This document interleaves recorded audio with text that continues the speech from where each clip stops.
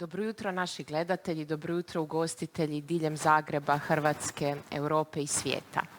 Dobrodošli na prvi panel prvog virtualnog foruma zagrebačkih ugostitelja s ovako jednom lijepom temom, pa čak i u ova teška pandemijska vremena.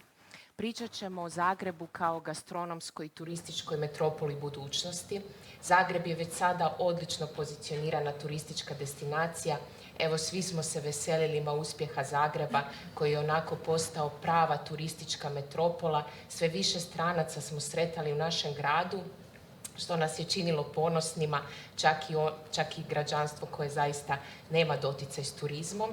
Naravno, turizam i ugostiteljstvo idu ruku pod ruku, nema uspješnih turističkih priča bez gastronomije. To najbolje sve znaju i moji naši dragi gosti danas, pa predstavit ću ih redom. Dobrodošli na ovaj naš panel, hvala što ste se odazvali i veselimo se čuti vaše razmišljanje. S nama je danas gospođa Nera Pavić, pomoćnica pročelnice Gradskog ureda za gospodarstvo, energetiku i zaštitu okoliša u gradu Zagrebu. Nadalje naš Branko Ognjenović, akademik kulinarstva, World Master šef, osnivač majstor kuhar akademije, evo teško je navesti sve titule našeg dragog Branka, nadopunit ćemo još. Gospodin Vlado Šestan, urednik Travel Advisora, profesionalni svjetski putnik, evo to je jedna titula s kojom se ne može svatko pohvaliti doista. Nadalje gospodin Robert Pende, pomoćnik ministrice turizma i sporta, dobrodošli. Dobro, hvala vam. Gospodin Joe Bašić, osnivač i direktor MPG-a, dobrodošao.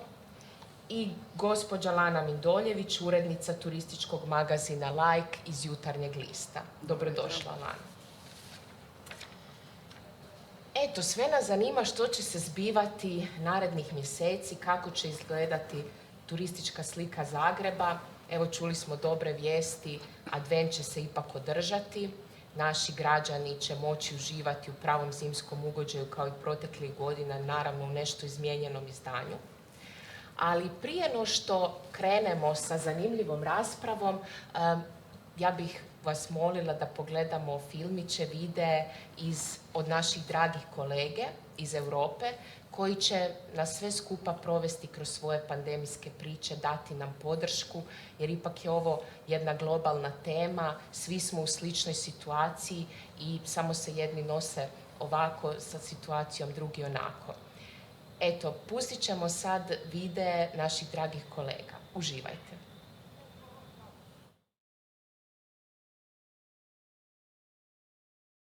Hello. Greetings to everyone that is listening. I'm very pleased to be with you today. I know that this is a very challenging time for all people working in hospitality and travel. I'm Gianluca Laterza. For several years, I was in Croatia working with Croatia as a manager at TripAdvisor for Croatia and for other countries. Now I'm on a different project. I'm leading the aggregator project in Europe. And also I'm CEO of another company working on destination marketing, which is called Destinazione Turismo, and it's based in Italy. How is TripAdvisor navigating through the COVID crisis? Well, TripAdvisor was among the companies that were hit very strongly by the virus crisis, but in the last few months we are launching new products for hoteliers and restaurants. You know that we have a company that is dedicated to restaurants, which is The Fork, and works very well, products very successful now. And we are launching new products that increase the possibility to be found online, but also to receive bookings, if we consider, for example, the restaurant business. On the destination marketing, with my company, Destinazione Turismo, we are working very well, I have to tell you. We have currently 3 projects, another one, a new project coming on. And there is this interest by the destinations to become visible in this time. So to take advantage of this moment where they are empty and to start working for the future. This is a very good thing. About the restaurant and the gastronomy situation in Zagreb, I can tell you that I don't have, indexes and TripAdvisor to judge Zagreb or Croatia, because we don't compare destination with the destination for what concerns the reputation management. But I can tell you that the only index I can have is when I see restaurants that are bookable online on the TripAdvisor platform. This is very good. I used it a lot, and more and more restaurants also in Zagreb are starting using these tools that are very good for attracting people.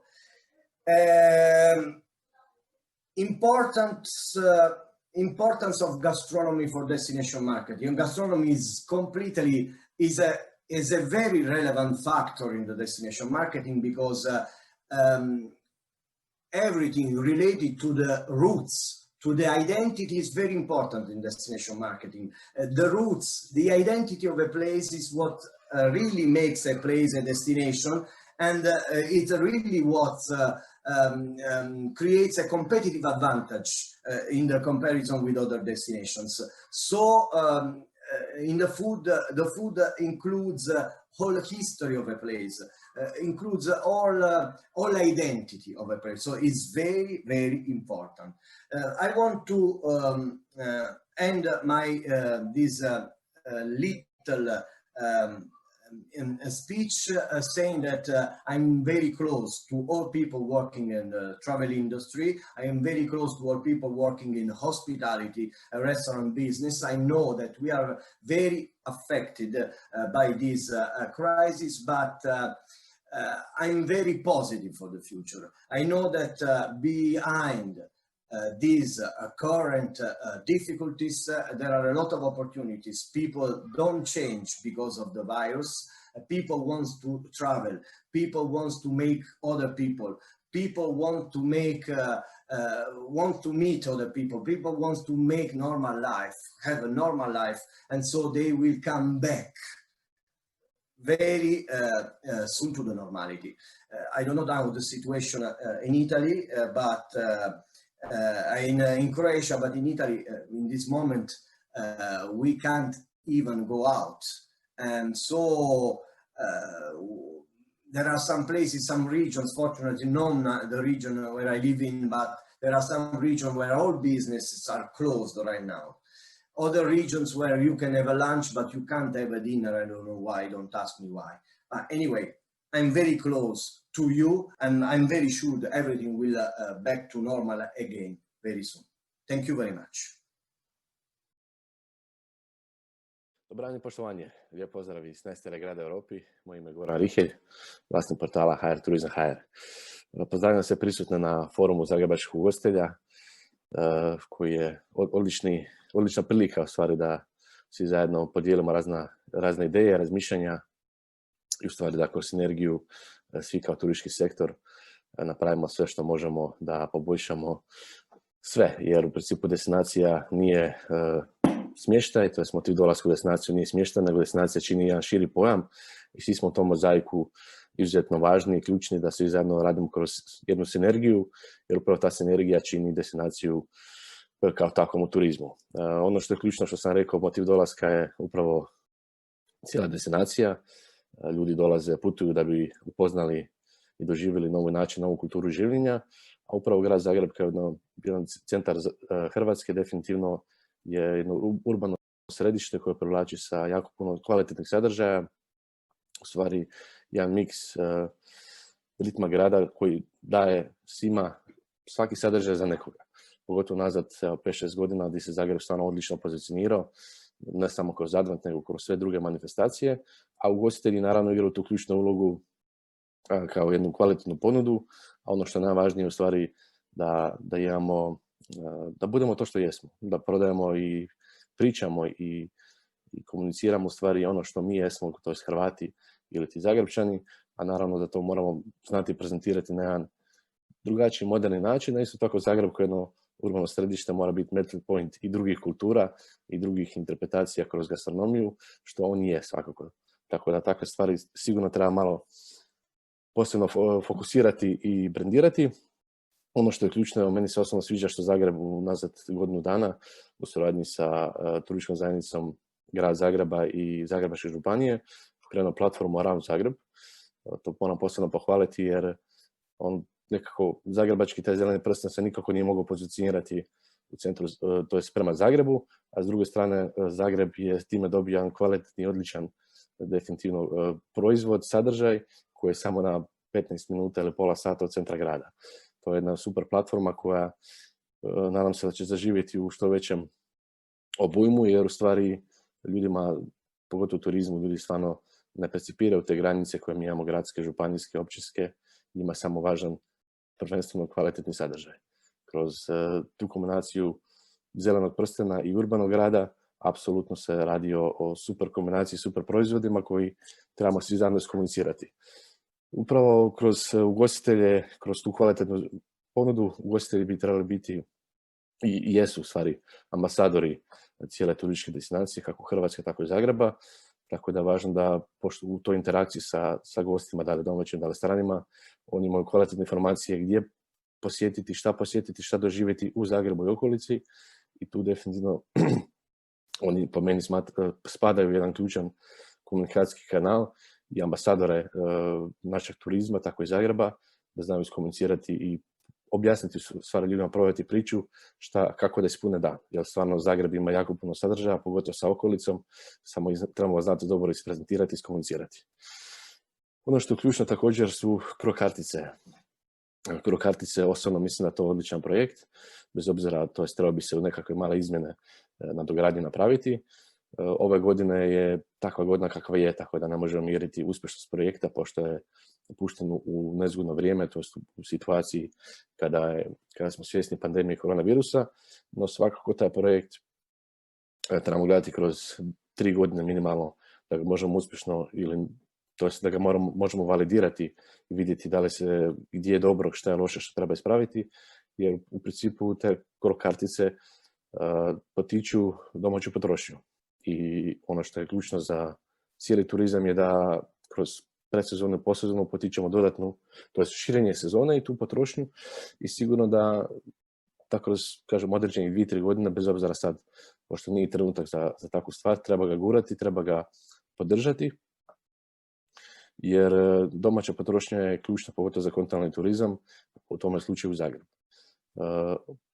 Naravno, samo taj jedan projekt nije dovoljno, treba ga uklopiti u jednu širu platformu produženja turističke sezone, tako i poticanja domaće potrošnje. Evo, imali smo sada jedan odmora vrijedan koji također, bez obzira na cijeli okvir u kojem se događao, dobro da se održava, jer se ipak komuniciralo, brandiralo i stvara se navika. Naviku je jako teško stvoriti, isto tako treba 2-3 godine, tako da u kombinaciji sa tjednom odmora vrijedan, sa karticom i drugom komunikacijom gdje ćemo u stvari poticati tu domaću potrošnju i ono što je važno, generirati sadržaj, jer ono što smo vidjeli, što godinama u stvari ističem prvo na adventu u Zagrebu, ako generiramo kvalitetni sadržaj, bez obzira na iznos organizacije, to je naravno to je sve investicija, nije trošak, onda će nam se multiplicirati, to je vratiti to onako kako treba.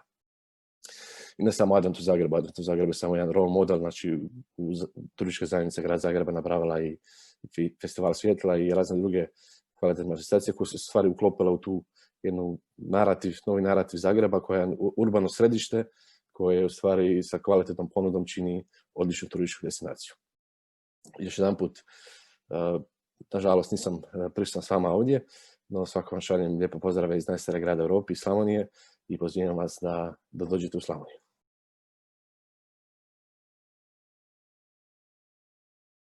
Hello to everybody. My name is Martin. I'm from Austria. I'm the CEO of the company New Generation Events. Our company is separated into business parts.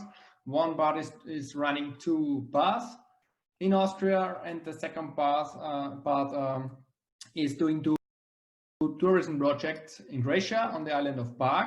We created there the so-called Austrian Week at the end of July, and the Bavarian Week at the first week of August. We bring there around between 10 and 15,000 people every year. We started this project and the whole company 5 years ago. I did it together with my business partner, so I'm also a co-owner of 50% of the company. Sure, this spring everything changed when the pandemic came in, let's say, in February and March. This was a really hard situation for us because we were really a young company. I'm very young, my business partner was very young, our employees, the whole team was young, and we didn't have the let me say the times the years ago to learn how to work in such crisis. So it was a completely crazy situation for us. We had to close all our bars. We had to cancel all the tourism projects, which was, I think, the hardest part in my business career so far, because we already had a lot of customers who booked their packages or tickets for the Austrian Week and the Bavarian Week. We invested already a lot of money in the project, so this was a really difficult situation. The current situation in Austria now is we have now even more cases than we had in spring. At the moment, we have around 7,000 new cases in Austria every day. This is really high when you think that we only have 8 million people living here.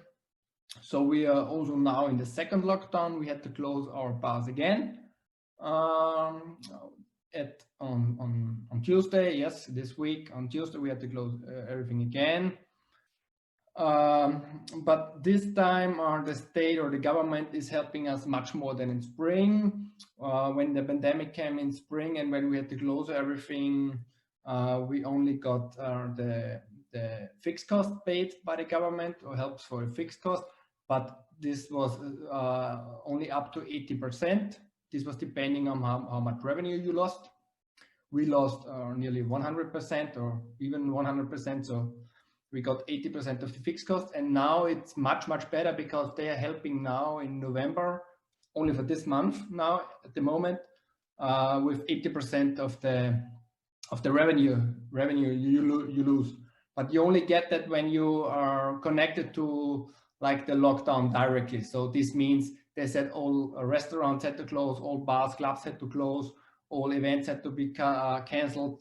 When you in one of that sector, you're getting that. What is really for us a really fair option from the government. We really appreciate that. But to be honest, it was really necessary for a lot of companies here, because a lot of people lost their work. So this was not only hard for the people who run the business, so also for all the employees and the guys who are working for them. Yes, that's the situation in Austria. This is everything I can tell you at the moment. We all hope that it's getting better soon, that for especially the next summer season will be, let me say, a normal season. We all hope that, but so far I only can say from my point, or my message is to everybody, to you, let's help together, let's stick together, because I think it's not the time now that everybody is working against each other. I think now it's the time that we all work on that crisis. We see that in Austria, we got WhatsApp groups where the whole scene in the gastronomy and in the tourism is in. They are changing their minds, changing their knowledge, helping each other. So we really see positive developments in that direction. And this is also what I would wish all of you guys: stand together in this time, because only together we can manage the crisis. Thanks and bye.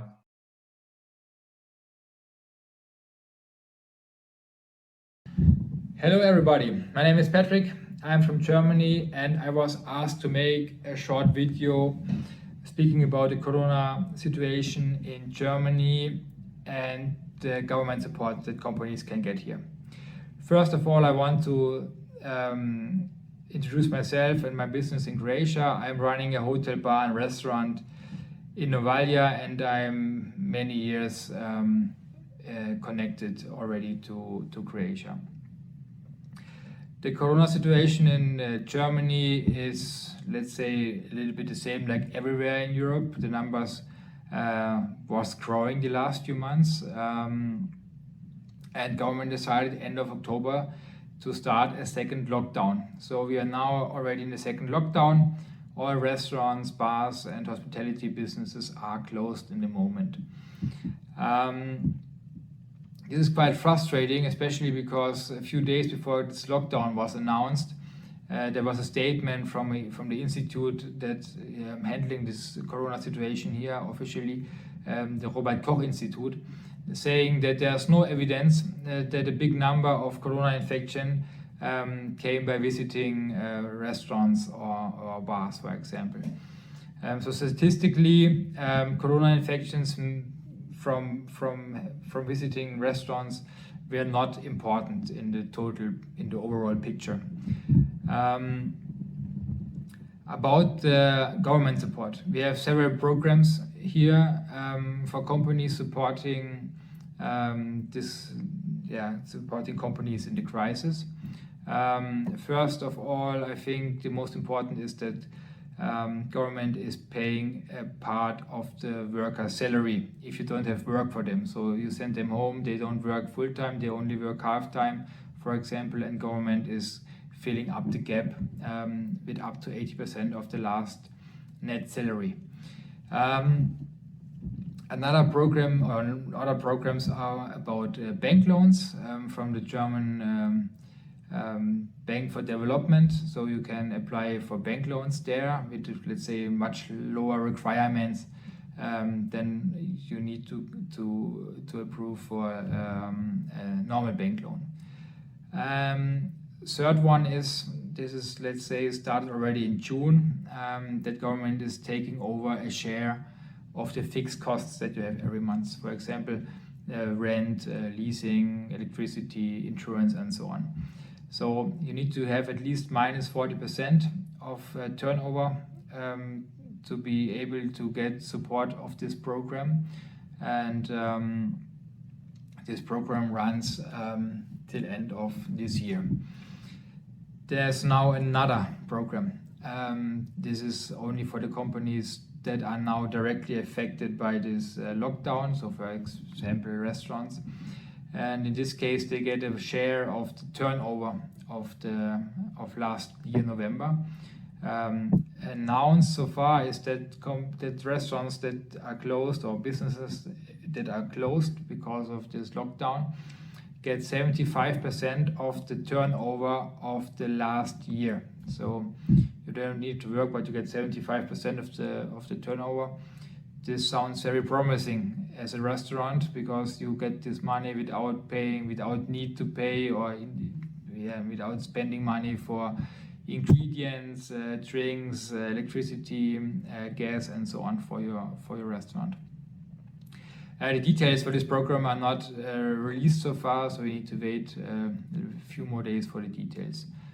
I just want to add one thing. I think the best government support is to keep the businesses open as good as possible, as good as it can be in this situation.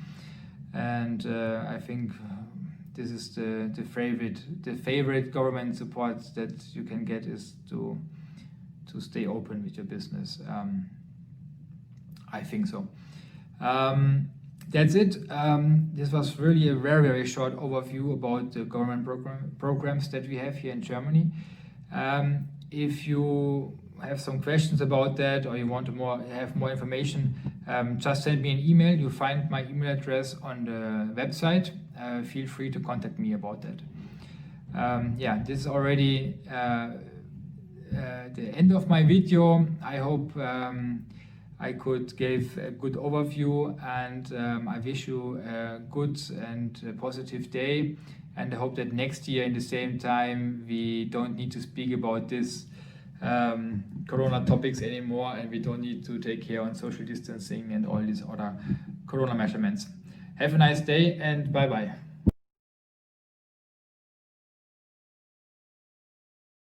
Zaista su se trudili pružiti nam dobre informacije i materijale i hvala im od srca. Mogli smo primijetiti da dobrih vijesti trenutno baš i nema. Svi imaju slične priče, svi žele raditi, to je nekako cilj svima, svi žele da ovo što prije prođe i svi su se nekako spremni prilagoditi i spremni za taj novi uzlet. Ali nekako s druge strane optimizam se ipak budi, u tijeku je i svjetski turistički sajam, pojavila se vijest o skorijem cjepivu no što smo u nekim trenucima mislili. Nekako se sve skupa ipak malo probudilo zadnjih dana, stiže nam i advent ipak u Zagrebu. Evo, ja bih molila gospođu Pavić da s nama podijeli trenutna kretanja. Što se trenutno dešava u Zagrebu što se turizma tiče, imamo li gostiju i koji su neki planovi grada Zagreba krovni za repozicioniranje i pozicioniranje Zagreba kao turističke destinacije? Pa evo, ove godine, kao što svi znamo, s obzirom na ovu epidemiju ne stojimo po brojkama baš dobro. Mi smo na 26% turističkog prometa od prošle, recimo za usporedbu s prošlom godinom. Ne smijemo zaboraviti da je grad Zagreb osim pandemije snašao i nesretni potres i da su brojni naši ugostitelji, turistički sektor, pri tom mislim na hotele, hostele, privatni smještaj, imali dodatne poteškoće u poslovanju zbog toga. Znači, što se tiče tog turističkog sektora, ove godine nam nažalost brojke ne idu u prilog.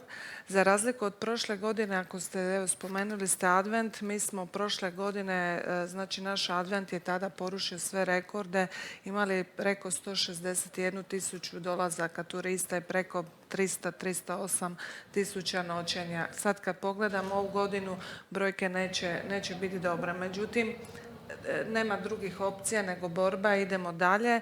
Ono što mi smatramo da se trebamo brzo prilagoditi ovoj situaciji, uopće ne sumnjam na naš turistički sektor, ugostitelje da će biti kreativni u prilagodbi svoje ponude na novu situaciju. Ono što smo mi u gradu Zagrebu mogli napraviti, donijeli smo neke mjere da im olakšamo. To su prije svega oslobađanje zakupa u prostorima u vlasništvu grada Zagreba, oslobađanje naknade za terase koje se postavljaju na javnim površinama, umanjenje komunalne naknade za 30%, čak i oslobađanje ovog poreza na turističku potrošnju. Moramo se brzo prilagoditi, učiniti sve da pomognemo turističkom sektoru da što prije stane na noge, da nekako pliva u ovom razdoblju velike neizvjesnosti i izazova koji su pred nama i dokad će to trajati, ali nitko ne zna. Ono što se u budućnosti moramo, što nam je pokazala i ova korona i kriza, moramo okrenuti je možda malo više održivom turizmu, moramo u fokus staviti naše domaće goste, uključiti OPG-ove, više u našu domaće OPG-ove u okolici Zagreba i Zagreba ih ima jako puno. Također ponuda je dosta bila koncentrirana kao urbanom središtu u centru grada Zagreba, međutim možemo napraviti veliki iskorak u povezivanju ponude grada Zagreba sa ponudom zagrebačkog prstena, možemo proširiti ponudu na naše zagrebačke kvartove. Oni su imali dosta dobro, ali možda nije bila vidljiva do sada. I navike turista se danas mijenjaju. Znači u budućnosti moramo razmisliti o tome da sve naše mjere i ponude i prilagodimo tim novim navikama. Samo se eto nadam da nećemo baš kao u Americi kavu u čaši hodajući ulicom pit, da će ostati ta navika da na terasama ipak sjedimo i družimo se i pijemo kavu, ali naravno trebamo osluškivati te neke nove trendove i brzo se prilagođavati. Grad Zagreb je stalno u kontaktu s našim turističkim sektorom i s ugostiteljima. Mi smo ispunili sve njihove zahtjeve što je u našoj moći i nadležnosti da im olakšamo ovo krizno razdoblje i prijelaz i svi se naravno nadamo da će ovo brzo proći i da će evo sljedeći advent iako ne sumnja ni u ovaj da će biti zanimljiv i nov, ali da ćemo se sljedeći advent svi vratiti natrag. Evo, mi se isto tome nadamo se i da će sljedeći forum biti ipak uživo i da će nas biti puno i da ćemo se družiti. Ali evo, gospođa Pavić je rekla da ne sumnja da će se zagrebački ugostitelji prilagoditi. I doista nema razloga sumnjati. A s nama je evo danas naš Branko Ognjenović i doista ako netko zna kako se prilagoditi, kako težiti uvijek izvrsnosti, kako nastojati biti bolji, davati si neke nove izazove i postizati nove ciljeve, to je naš Branko. Evo, Branko, ako može neka poruka svim ugostiteljima, što učiniti danas da nam svima sutra bude bolje? Pa, kao prvo, lijep pozdrav kolegama. Ja bijelu bluzu sam 69. obukao i ponosno je nosim dan danas. Moram reći da mi je danas drago da sam u hotelu Dubrovnik, jer 72. godine kad sam završio školu, tu je bilo moje prvo radno mjesto. Ugostiteljima bi poručio, situacija koja nam je sad nastala sa pandemijom COVID-a je izuzetno teška za ugostitelje zbog, znamo, svih faktora. Jedino što je možda malo i dobro u toj situaciji je da smo se okrenuli malo više zelenom prstenu, malo više OPG-ovi, malo više smo počeli cijeniti našu namirnicu koju smo imali na domak ruke, a često puta smo je gurali malo sa strane. Ja često govorim da vrhunska gastronomija je u jednostavnosti, u izvornosti okusa, jer ako znamo da se okus i miris nikad ne zaboravlja, onda da pružimo gostu da doživi nešto specijalni okus našeg domaćega, da bi ga zaintrigirali da se ponovo vrati, ako ništa drugo, radi tog okusa. I to je jedna velika poruka ugostiteljima da probamo napraviti destinaciju izvornih okusa, da ih kroz gastronomiju je i puno priče. Nije samo donest iz OPG-a, nego treba opisati o tom OPG-u, kako se proizvodi. Znači, uz prezentaciju hrane ide i dosta priče. Tu je velika mogućnost i tu se može jako puno napraviti na propagandi i na tome da nam se gosti ponovo vraćaju. Meni je malo žao, onako moram reći, da mi u gradu Zagrebu nemamo nekakvi gradski podrum, što je nekad bilo u svim velikim gradovima, u Minhenu, gdje god odete. Svaki grad ima nekakvu svoju bazu gdje su temeljni, gdje su nekad bili bastioni gastronomije, možemo reći. Jer Zagreb ima zbilja prekrasnu ponudu, imamo svašta. Imamo prekrasnih restorana, imamo Mišlinovih restorana, imamo po meni možda malo ovih domaćih restorana, sad se nešto bude kolege ugostitelji, pa se okrećemo svima tome. Počeli smo shvaćati da namirnice koje su bile zaboravljene, koje su bile malo gurnute pod tepih, bi ja rekao, Helda, ječam, proso, su isplivali opet na površinu i šta me veseli. Ali me tuži to kad recimo dođete u Dubrovnik pa shvatite da mnogi kuhari tamo ne znaju šta je Helda.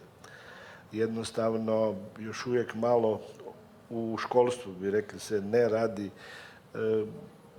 onako kako bi trebalo. Mislim da bi se trebalo malo više posvetiti našem izvornom namirnici, našoj izvornoj kuhinji, jer naša kuhinja je raznolika. Ako krenemo od mora dolje do Slavonije, zbilja možemo gostu svašta ponuditi.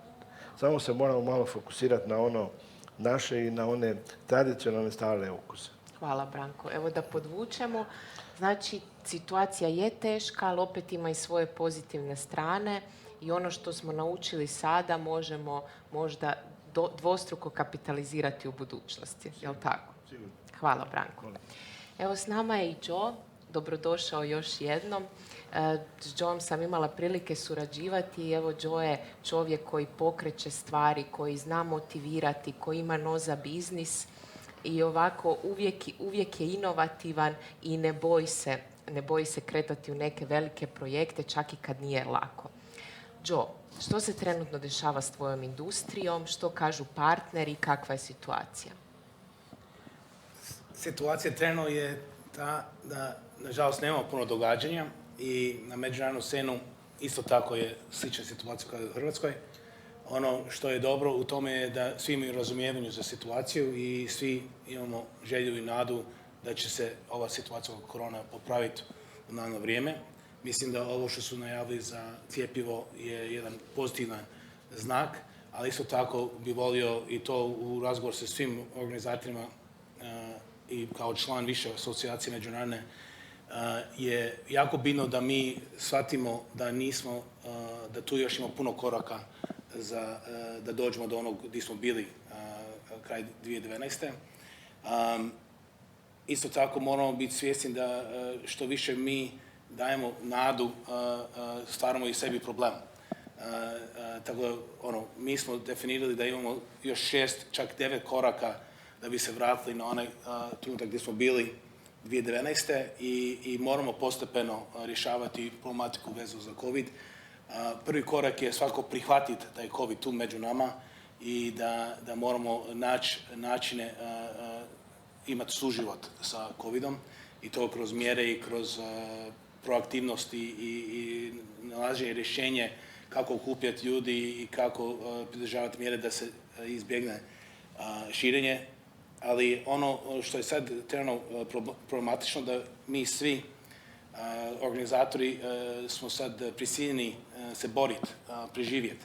I primjer je iz druge zemalje Europe se vidi da su vlade prepoznali važnost event industriju kao jedan pokretač potrošnja. Mislim da i u Hrvatskoj se sad više vidi važnost te industrije. Ako gledamo brojke od Adventa, moj projekt Ultra u Splitu, to su sve stvari koje su potaknuli razvoj te destinacije i mislim da i država i Ministarstvo financije vidi da je to smanjilo ukupno potrošnja i prihode. Zašto ovo govorim? Mi smo sad u situaciji da puno organizatori, pogotovo oni koji nisu mogućnost imati više izvora prihoda, su na respiratorima. Oni jednostavno neće ni preživjeti ako vlada ne prepozna ovakve mjere kao naše susjedne države. I pitanje hoće ti ljudi koji su zadnjih 5-6 godina se izgradili biti u mogućnost preživjeti i onda biti spremni za taj novi trenutak. Tako apeliram vladu da prepozna potrebu da se sve firme koje imaju pad od 80%, da se nađe nekakve mjere koje će njih pomoći, 100 kreditne linije, 100 direktni pomoć kao što Njemačka daje svim ljudima koji su izgubili te prihode, zato što jednostavno neće biti u mogućnost preživjeti i tu ćemo mi izgubiti mogućnost da kad se stvari stabiliziraju da opet vratimo se na mjesto gdje smo bili.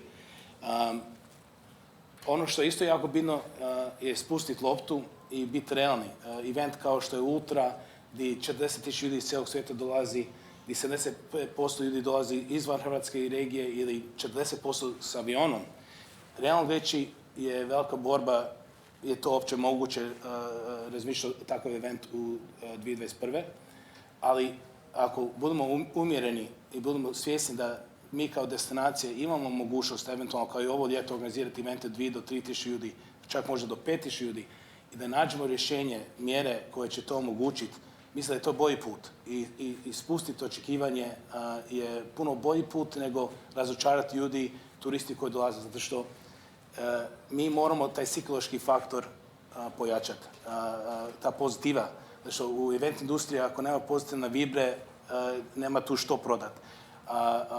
Svaki korak, pogrešni korak stvara negativnost i onda je biti 3 puta veći posao vratiti se na ono mjesto gdje si bio. Tako da mislim da moramo znati prepoznati što trebamo učiniti da imamo stabilnu razvoj korak po korak i to manji korake nego velike korake i biti spremni za taj trenutak kad se vratimo. Zato što ako uspijemo preživjeti, ako budemo pametni, bit ćemo spremni vratiti naše tržište što prije i to će biti naš prednost sa konkurencijom. Tako da mislim da je bit svega i mislim da je Hrvatska općenito je dobro se pozicionirati kad usporedim sa druge tržište, da smo mi uspjesi i postigli ove godine sa mjerima koje smo imali, ali tu ima sad taj fine tuning koji je potreban da prepoznamo još više prilika i da budemo još konkurentniji za dolazeći period. Da, ja mislim da su zapravo svi svjesni što eventi donose, što događanja donose destinacijama i Zagrebu i Splitu i evo svim našim destinacijama i evo nadamo se skorom oporavku. A s nama je tu i gospodin Pende. Evo, nitko nema staklenu kuglu, teško je danas prognozirati, ovisimo o nizu faktora, ali evo molila bih vas da podijelite s nama malo trenutna kretanja, kada bismo mogli očekivati povratak gostiju, mogu li domaći gosti nadoknaditi dio gubitaka u Zagrebu, a možda i generalno? Pa da, mislim, pitanje je dosta ovako za ovo vrijeme aktualno, ali naravno odgovora nekog konkretnog nema, osim ovoga što je ovdje već i rečeno, da zapravo nadu budi i to cjepivo i da ćemo kroz neko vrijeme, a nadamo se da će to biti što je moguće prije, jer proljeće je zapravo nekako vrijeme kad se zapravo i ta turistička priča u Hrvatskoj jače počinje buditi, da ćemo tada već biti u nekoj situaciji kada će i strana pa i domaće tržište bolje reagirati na tu turističku potrošnju koja, budemo iskreni, u ovo vrijeme ne možemo realno očekivati da će ona biti značajnija, iako uza sve mjere i trud koji ulažemo, to je zapravo objektivno i nerealno, jer se ono direktno sukobljava sa nekim mjerama koje na drugoj strani donosimo sa strane stožera, epidemiološke mjere koje su sada vrlo bitne i prioritetne. Evo, u tom kontekstu, mislim, i treba gledati i sve ovo što se sada radi i što se svi maksimalno trudimo da zapravo situaciju održimo iznad vode, da ovo što kaže Joe, mnogi ne dočekaju vremena bolja i tako dalje. I u tom smjeru su i usmjerene sve mjere vlade. Bilo je nešto govora i u uvodnom govoru kada je spomenuto i od ovih potpora za plaće i redizajniranja tih potpora kako bi veći broj gospodarskih subjekata bilo u mogućnosti uopće aplicirati. To su dakle neki prioriteti. Drugi prioritet, Joe je sada isto spomenuo, vezan je za likvidnost sektora koji također treba održavati i treba, da tako kažem, pucati, upumpati novce u sektor da se ne dođe do jednog začarnog kruga nelikvidnosti, općeg neplaćanja, pa da i oni koji sada preživljavaju ne samo javni sektor, nego i privatni međusobno dođe u probleme sa poslovanjem. I to su nekakve ključne mjere. Evo, intenzivno radimo na novom programu za tu likvidnost, za sektor. Vidit ćemo koje će sve djelatnosti time biti obuhvaćene sa 100% garancijama, što naravno prema bankama znači da one su lišene bilo kakvih potreba da previše kontroliraju da li neki gospodarski subjekt ima odgovarajući plan povrata tog novca do subvencije kamate i tako dalje. Dakle, to su neke mjere. Naravno, drugi korak je ono što sam htio naglasiti, da povlačenje tih evropskih novaca za koje se Hrvatska izborila, to su značajni novci, ali sada ovaj drugi korak je izuzetno bitan da zapravo da tako kažem, apanažu koju smo izborili, da uspijemo realizirati kroz projekte koje pripremamo i da možemo Europi pokazati zapravo da ta sredstva za oporavak i otpornost doista će biti usmjerena u nešto što će i reformski promijeniti ili barem biti usmjereno ka nekim reformama hrvatskog turizma. Zašto su te reforme bitne? Jedan od podataka koji možda nije dovoljno poznat, Hrvatska je na samom vrhu po udjelu turizma u društvenom bruto proizvodu. Kad govorimo bruto proizvoda, na samom dnu je po pitanju dodane vrijednosti. To znači da nismo zapravo kapitalizirali dovoljno ono što realiziramo, da imamo jako puno prostora da tu nadgradnju, tu dodanu vrijednost koja je zapravo ključna kroz proizvode i ugostiteljske i gastronomske, pa i evente i sve ono zapravo što čini turizam, da dogradimo, da zapravo zarađujemo više i bolje. I u tom smislu te reforme treba gledati i da ti projekti koje ćemo kandidirati sutra zapravo budu prepoznati kao nešto što će bitno početi mijenjati sliku Hrvatske kao turističke destinacije. U tom smislu evo i ovi centri kompetencije, cjeloživotno obrazovanje u ugostiteljstvu, što je jako bitno. Mislim da se radi o 388 milijuna kuna plus 180 milijuna u infrastrukturu koji idu u 6 centara kompetencije gdje ćemo sigurno, barem u ovom gastronomskom dijelu, napraviti jedan korak naprijed u smislu obrazovanja, kadrova, afirmacije, onih stvari koje zapravo načine posebnime drugčije u odnosu na druge. Lijepo imati Micheline, lijepo imati Jean Restaurateur i te preporuke svjetske priče, ali Hrvatska mora biti prepoznata kao destinacija i gastronomska, a ne samo da se uspoređuje kroz neke te svjetske lance, nego moramo doista afirmirati svoju priču gastronomsku, svoje namirnice, svoj način usluge, svoja vina, bilo je ovdje rečeno 150, ako se ne varam, ili više autohtonih sorti koje treba prepoznati svijet, kao što prepoznaje, ne znam, jedan Brunello, Chianti ili Bordeaux. Odlično.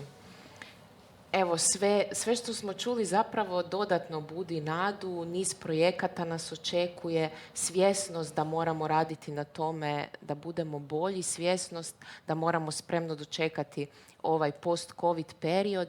Hvala vam na pojašnjenjima. Evo, o EU fondovima se stvarno dosta priča i mislim da i naši gledatelji s nestrpljenjem očekuju rezultate cijele te priče. S nama je i gospodin Šestan. Vlado, evo, svi rekli smo svjetski putnik u najavi. Vlado je onako osoba koju kad pitate kako je krstariti rijekom u Južnoj Americi, gdje je najbolji safari, gdje pojesti najbolji biftek u Toskani, Vlado će imati sve odgovore.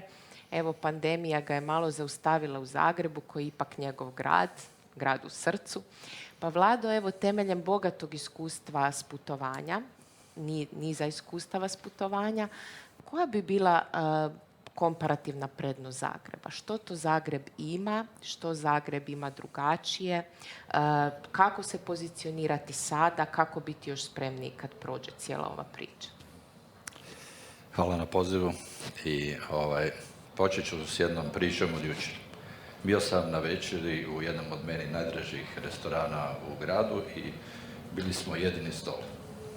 Prilično je restoran velik, nije bilo nigdje nikoga. To je jedan problem koji se događa momentalno u Zagrebu i šire, da smo mi sami sebi nametnuli neki lockdown, pa jednostavno ljudi ne izlaze van iz nekog razloga. Kako treba pomoći ugostiteljima? Prvenstveno tako da mi kao konzumenti njihove usluge krenemo u te lokale i da pokušamo barem svojom potrošnjom koliko možemo pridonijeti tome da se ti restorani i drugi objekti ugostiteljske ponude ne zatvori, jer moguće će biti da će u sljedećih par mjeseci mnogi od njih biti zatvoreni, kao što već i vidimo po Zagrebu da ima zatvorenih lokala i u širem centru grada.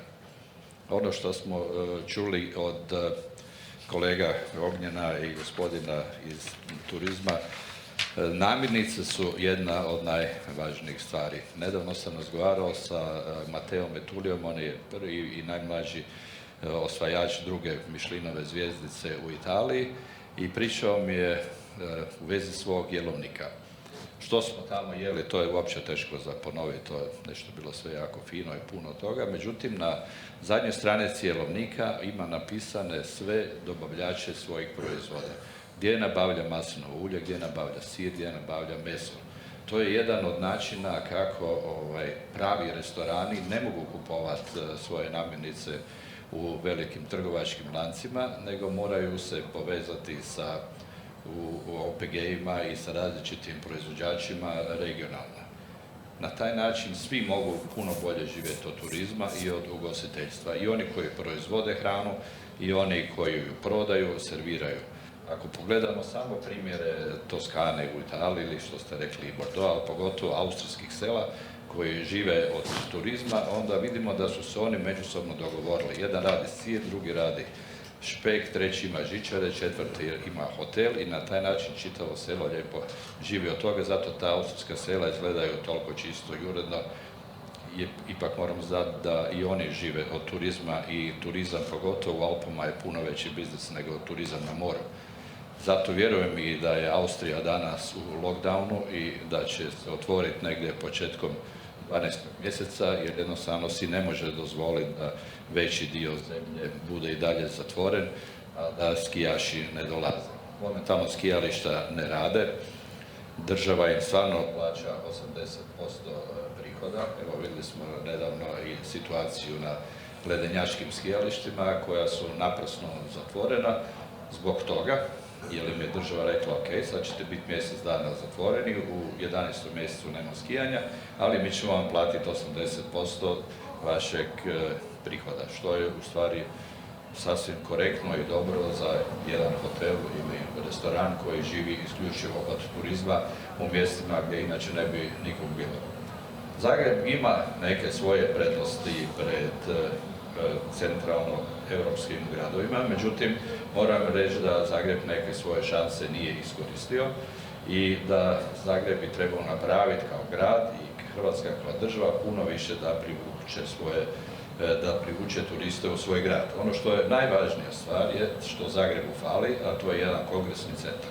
Jedan kongresni centar koji bi bio u sklopu nekoliko hotela, koji bi mogao ugostiti 3, 4, 5 tisuća ljudi, gdje bi onda event industrija mogla prezentirati svoje programe, poslovni kongresi priuž gostiju. Mi znamo da je kongresni turizam u turizmu daleko najisplativiji i najbolji dio koji se događa. Vidimo da recimo u Beču negdje oko 20% prihoda čitavog Beča, koji inače ima veći prihod nego Hrvatska, je na kongresnom turizmu. Oni su još davnih godina sagradili kongresni centar i van grada i to funkcionira odlično. To između ostalo kažem i zato, pošto su oni prije nekih mjesec dana počeli testirati ove brze testove, na način da se ljudi prije ulaska u kongresnu dvoranu testiraju i nakon 15 minuta im se da rezultat, pa oni mogu ili ne mogu ući u samu dvoranu, jer onda znaju da svi koji su u toj dvorani su čisti od virusa. Isti način testiranja se počeo proizvoditi u nekim američkim aerodromima na letovima za Havaje, zato što Havaje nisu bili uopće imali velike brojeve zaraženih i onda su obustavili bilo kakav dolazak, bilo ljudi ili turista iz američkog kopna i oni su počeli sada na taj način testirati prije ulaska u avion, dakle kod check-ina se uzme taj test, a 15 minuta se dobije rezultat i putnik ili može ili ne može ući u avion. Vlado, znači dovitljivi su ti turistički djelatnici. Evo moramo još Lani dati riječ.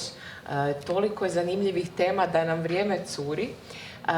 Hvala puno na odličnim idejama. Evo ja ću još jedno kratko pitanje. Hoćemo li skijati ove godine? Procjena. Ja sam siguran da ćemo skijati. Skijališta se moraju otvoriti. U Italiji je situacija gdje je centralna vlada u Rimu kao zabranila skijanje momentalno, međutim pokrajina Alto Adige i Bolzano su rekli mi smo autonomna pokrajina i mi ćemo otvoriti skijališta. Znači skijat ćemo nakon toga svi u Zagreb. Tako, otprilike tako. Osim toga i bit će sljemenska utrka 3. i 6. siječnja i bit će svi pravi skijaši. Biće pravi gušt. Tako je. Odlično. Hvala Vlado. Evo s nama je danas i Lana Mindoljević koja već godinama u sklopu Jutarnjeg lista piše o destinacijama diljem svijeta, diljem Hrvatske, Europe i svijeta. U zadnje vrijeme Lana je vrlo aktivna u ovim planinarskim temama, obilazi Hrvatsku i sada ju još bolje poznaje svakako. Lana, Zagreb je tvoj grad, isto tako. Kako ti ocjenjuješ zagrebačku turističku ponudu, gastro priču, možemo li negdje bolje, evo iz kuta jedne urednice koja godinama prati destinacije? Evo, pozdrav svima. Teško je malo pričati zadnji jer je jako puno pametnih stvari i korisnih rečeno na koje bi se mogla nadovezati, ali onda ću probati ovako nekako iz svog kuta. Znači, jako je lijepo bilo zadnjih 5-10 godina kao osoba iz Zagreba koja voli svoj grad, pratiti kako su na strani turisti otkrivali. Znači, kako su ih je bilo sve više, kako je bilo sve bogatija ponuda događanja, sve bolja gastronomska ponuda, sve do Michelina, ali i prije toga, znači, to je postalo sve više nalikovati na ono što smo svi mi viđali u velikim europskim gradovima i turističkim središtima. I cijeli taj razvoj je stvarno pratila i gastronomska ponuda, znači tu je i raznolikost i od etničkih kuhinja do nekakve hrvatske autohtone kuhinje i tu bi stavila kao možda neku prvu zamjerku gdje mislim da smo možda više trebali, tu bi se složila s gospodinom Brankom, više možda potencirati nekakve naše autohtona jela, kuhinju na nekakav visoki moderni način, što sad radi dio restorana, ali možda smo u jednom trenutku tog turističkog razvoja to zanemarili. Što će biti u budućnosti, jel, to smo već rekli, nitko ne zna. No ono što je sigurno da se turistički svijet neće odmah vratiti na staro.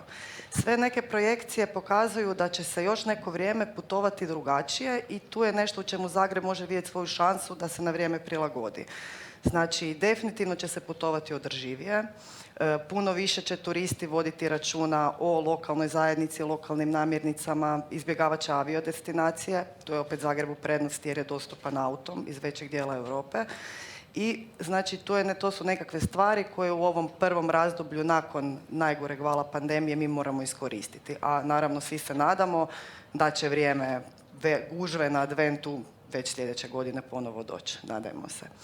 I što se tiče nekakvih nedostataka, tu bi se nadovezala na gospodina Vladu. Znači definitivno je kongresni turizam nešto što je jako, ajmo reći, lukrativno, znači tu je za gastronomiju ogroman isto podstrek, a ono što recimo u Hrvatskoj, u Zagrebu, osim dobrog velikog kongresnog centra, nedostaje, možda su specifični vrste kuhinje. Znači mi imamo danas načine prehrane po kojima doslovno ljudi biraju svoju destinaciju, a organizatori kongresa mjesta gdje će ih organizirati. To su veganske, bezglutenske, halal, košer. Znači mislim da kada dolazi na kongres 2-3 tisuće ljudi, da se jako puno po tome bira isto destinacija, što isto mislim da tu možda malo kaskamo, da je to nešto u što bi trebalo s vremenom možda malo više ulagati ugostitelji.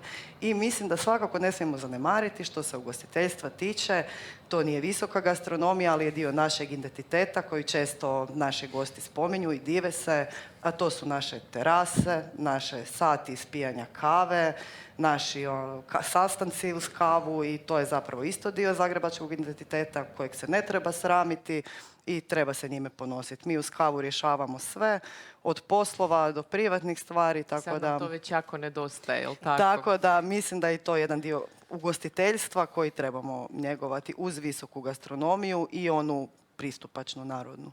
Hvala puno, Lana. Evo, mene osobno, a vjerujem i naše gledatelje, jako zanima koja je generalna neka promotivna strategija za Zagreb nakon covida. Imamo li nešto novo u planu što se tiče marketinškog komuniciranja? Gospodin Pende, možete vi, evo. Pa, nije baš moj fah, moram priznat. Možda sam više upoznat sa marketinškom komunikacijom Hrvatske. Mislim da je ona za sad dobro pogođena i sa novim sloganom koji se nadograđuje, pa i destinacijski i proizvodno, što je vrlo važno. Imamo neku zajedničku krovnu priču i onda tu disperziranu priču. Ja osobno mislim da su puno važnije stvaranje proizvoda od same promocije. Ono po čemu mi moramo biti prepoznati, onda puno to sve skupa lakše ide. I to je ono na čemu mi doista moramo raditi, da tu percepciju Hrvatske kao izrazito turističke destinacije, ali turističke destinacije koje ne nudi univerzalan proizvod, nego ovo baš prepoznatljiv, tipičan i tako dalje, bolje iskoristimo. Osim ovih stvari koje moram evo reći, gdje moramo s nekim mjerama potaći i nas same, pa sa ovom akcijom našom tjedan odmora vrijedan i turističkom karticom koja je danas bila spomenuta, doista mislimo da ćemo značajno unaprijediti hrvatsku turističku potražnju. Mi smo kroz to shvatili da zapravo mnogi sami kod sebe ne radimo dovoljnu promociju i dovoljno o tome. Ljudi naši ne znaju što Hrvatska nudi. I sad ovih 7 dana ove promotivne akcije mi smo dobili tako dobar feedback da su ljudi, deseci tisuća ljudi koji su u nacionalnim parkovima upoznali sve ono što prati te prostore.